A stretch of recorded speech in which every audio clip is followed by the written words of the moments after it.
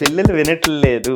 So యూజువల్గానండి మాట వినకపోవటానికి ఆ మాట వినకపోవటం ఓన్లీ అమ్మ మాట వినట్లేదా, లేదా నాన్న మాట వినట్లేదా, లేదా ఇద్దరు మాట వినట్లేదా, లేదా స్కూల్ కాంటెక్స్లో చూసినప్పుడు ఒక టీచర్ మాట వినట్లేదా, లేదా అందరి టీచర్స్ మాట వినట్లేదా అనేటువంటిది చూడాలండి.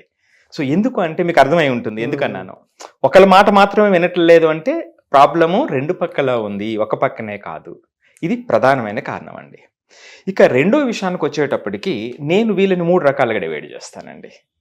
కొంతమంది పిల్లలు మనం చెప్పిన మాట అసలు వినబడదు, అంటే వాళ్ళు పట్టించుకోరు, వాళ్ళ యాక్టివిటీలో వాళ్ళు ఉంటారు, అంటే మన మాట వాళ్ళ చెవుల దాకా కూడా వెళ్ళదు.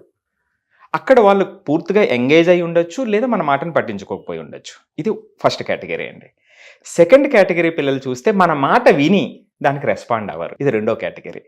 ఇక మూడోది అసలు ప్రతిదానికి ఆన్సర్ బ్యాక్ చేస్తారు, ఎదురు సమాధానం చెప్తారండి. వీళ్ళు 3 కేటగిరీలు మనకు అర్థమవుతుంది. ఈ 3 కేటగిరీలు లాస్ట్ కేటగిరీని చాలా ఇంపార్టెంట్గా మనం చాలా ప్రధానంగా డీల్ చేయాల్సినటువంటి కేసు. ఈ 2 కేసులు కూడా కొన్ని చిన్న చిన్న మార్పుల వల్ల మనం చేసేయచ్చండి.